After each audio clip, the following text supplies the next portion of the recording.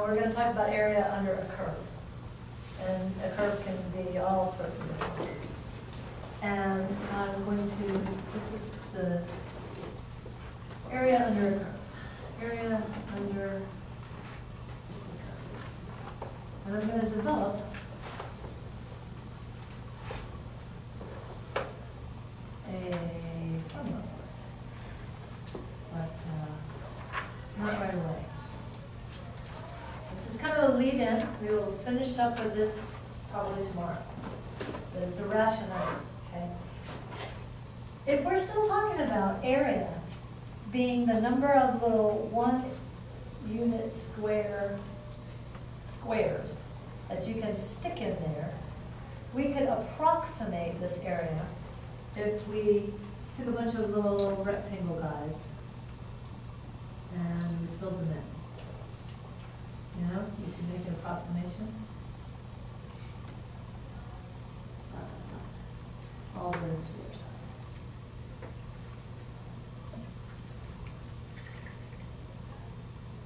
Okay? You get the idea?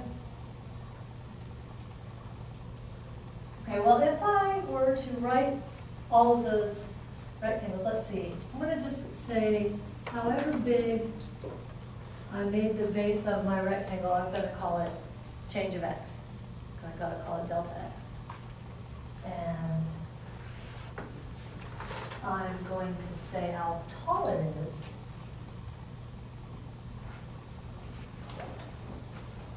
Is going to be f of some x.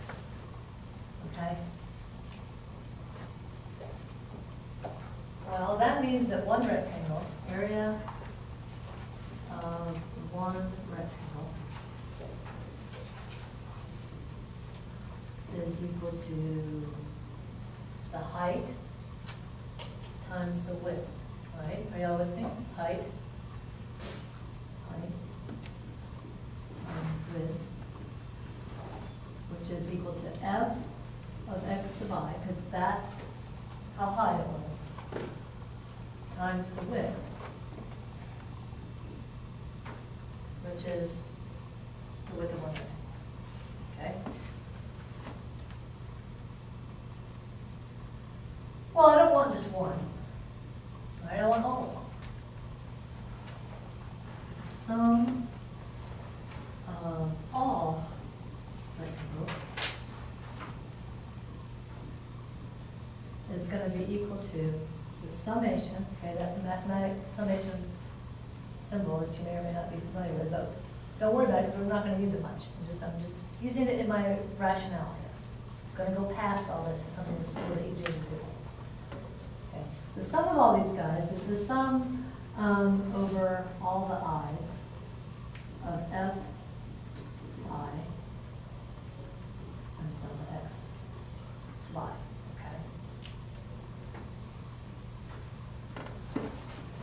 Are you with me that this is the sum of all these rectangles, right? And you also are hopefully with me that this is not the exact area, right? Because I'm missing little pieces of it. I'm missing this little guy right here, this little guy right here, these guys here. All those little pieces right in there, those are all missing, right? But if my rectangles got smaller, then the area in the triangle that was missing on the top would also get smaller, okay? Now, I'm going to just wave my hands and say it'll disappear if, and make you not be responsible for any of this mathematical knowledge behind this, which y'all should basically be pretty happy about because it'll take quite a long time to make you responsible for it. And I'm just going to say that if I take the limit of this number as my number of rectangles goes to infinity, I end up with the exact area. Okay? Exact area is equal to the limit as n approaches to infinity of the summation of f of x sub I delta x. I equal to 1.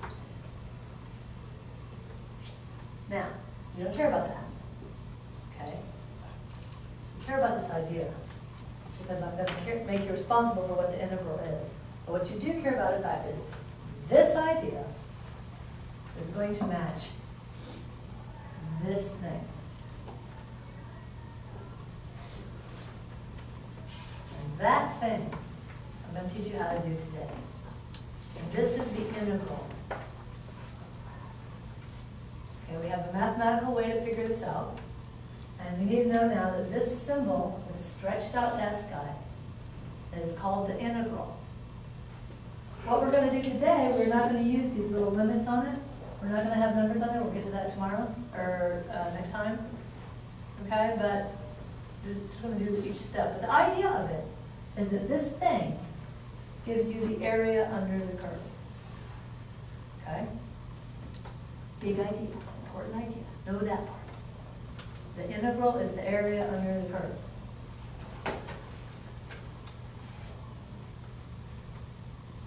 The integral is the area under the curve. Write it down, put a box around it.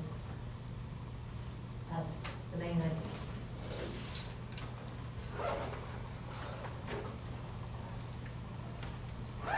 Let's change colors.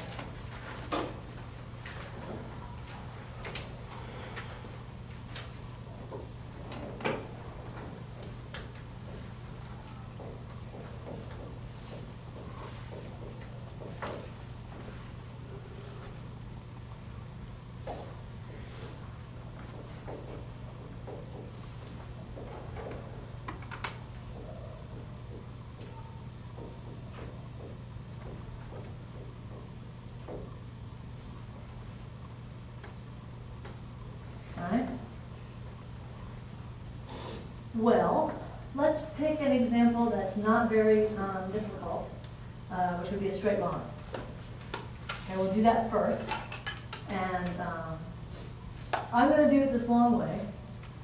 Don't wig out or even care that much, because all I'm going to do is do it once in order to show you that it's going to match. I'm going to give you a little, basically a little handy-dandy cheat sheet way to find this integral, like a list of formulas, what to do. So that you don't have to do a limit and a summation problem. Okay? You're not really going to do this. We're just going to learn the techniques for doing this, just like we learned the techniques for taking a derivative. We're going to learn the techniques for taking it in. But it is going to match this exactly. And this would be where the rules come from. It's from up here. Okay? If this is y,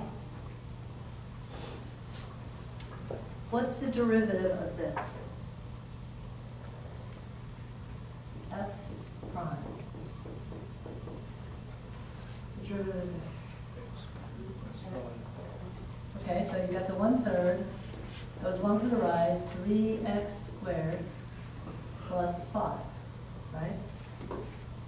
Okay, so that turns out to the 1/3 and the 3 cross off, and you've got x squared plus 5. So f prime of x is this. Okay, that means that this guy is an antiderivative of this. Okay, because its derivative is this. It's not that complicated. All right, let's start. All right. So what I'm saying is the antiderivative is the same as the integral. The integral of something is when you went backwards from taking the derivative. It's like if you added something, you subtract in order to get your same answer. Okay. If you start with some function, and you say this guy, the thing I'm starting with is the derivative, what would be the original? Okay, and then that would be your 3x. This means that 3x is the antiderivative. This is the derivative, this is the end. Y prime is equal to 3. So this is an antiderivative. And this is an antiderivative. Okay? And if y equal to 3x plus 169, that's another antiderivative. So in fact, we tend to generalize that and you write plus c, because if